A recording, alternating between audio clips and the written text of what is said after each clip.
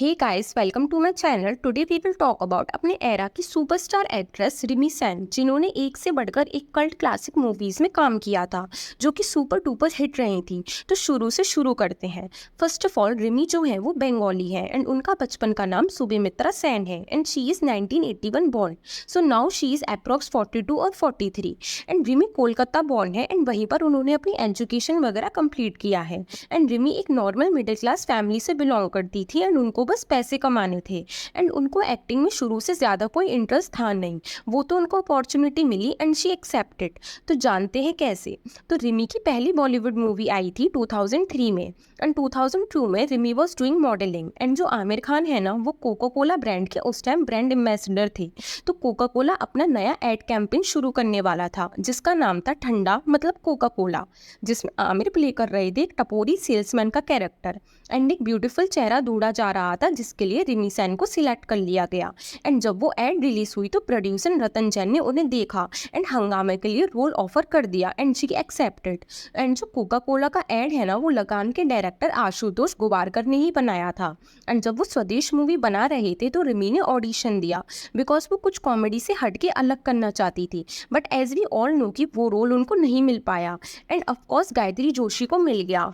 And इसके बाद रिमी ने काफ़ी बिग बजट मूवीज़ की थी, जैसे 2004 में शी डन धूम विच was a blockbuster movie and उस मूवी के लिए रिमी ने 8 केजीज लूज भी किया था एंड धूम मूवी उस टाइम की हाईएस्ट क्रॉसिंग मूवीज़ में से एक थी। उसके बाद रिमी सेन ने 2005 में बैक टू बैक 3 फिल्में की थी जो थी गरम मसाला, क्योंकि एंड दीवाने हुए पागल। एंड फिर 2006 में शी गॉट फिर Hera Pheri which was a cult comedy movie evergreen. And 2006 में ही उन्होंने 2 और मूवीज़ की थी विच वॉज गोलमाल एंड धूम 2। एंड गोलमाल के टाइम पे ना रिमी सेन ने एक कॉन्ट्रोवर्शियल स्टेटमेंट भी पास कर दिया था। तो हुआ क्या था, रिमी सेन को बोला गया था कि वो गोलमाल में काफ़ी अच्छी लग रही हैं एंड रिमी ने रोहित शेट्टी के बारे में कुछ ऐसा कह दिया जिससे कि उनके इंटरव्यू को सारी सोशल मीडिया साइट पे से हटाना पड़ गया। एक्चुअली उन्होंने बोला कि रोहित शेट्टी इतने अमेजिंग डायरेक्टर हैं कि वो किसी भी ब्लैक अफ्रीकन को भी सुंदर बना सकते हैं, obviously which is very offensive. जिसके बाद उनसे अपोलोजाइज करने को भी बोला गया, लेकिन धीरे धीरे ये मामला ठंडा हो गया and everything went normal.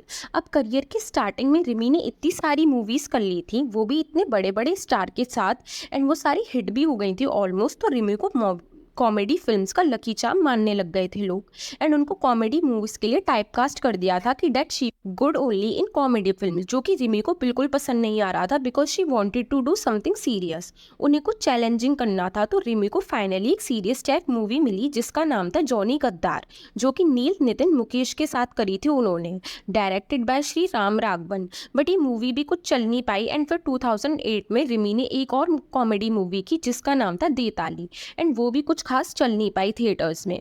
And फिर 2009 में 2 और फिल्में आईं जिनका नाम था हॉर्न ओके प्लीज एंड संकट सिटी एंड गेस व्हाट, ये भी कॉमेडी मूवीज थी एंड ये भी कुछ ज़्यादा चल नहीं पाई।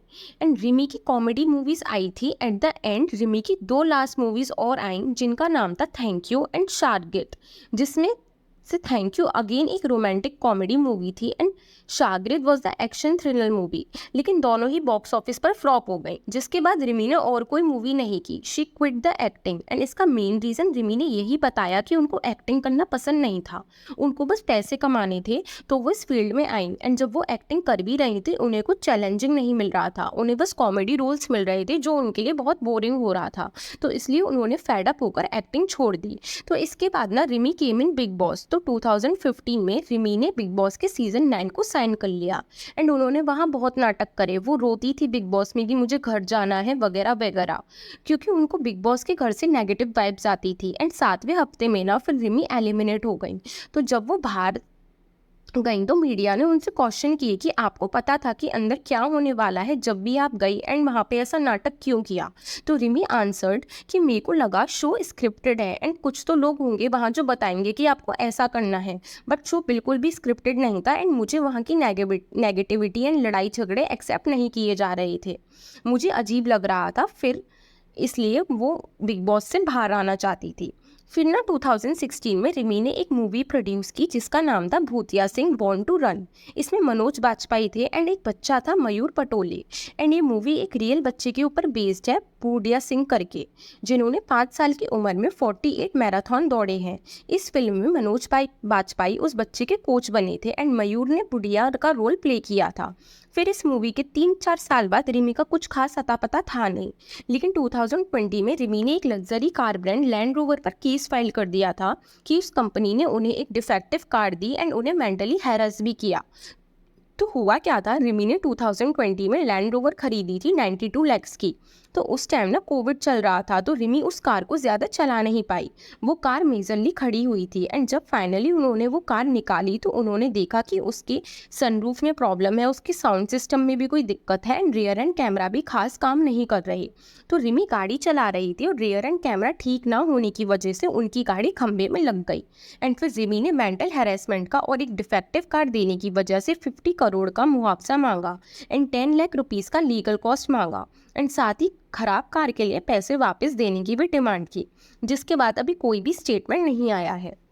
एंड आई थिंक रिमी ने अपने काम की रिस्पेक्ट नहीं की, जिसकी वजह से वो फ्लॉप हो गई बुरी तरीके से। But in acting she is a brilliant actress.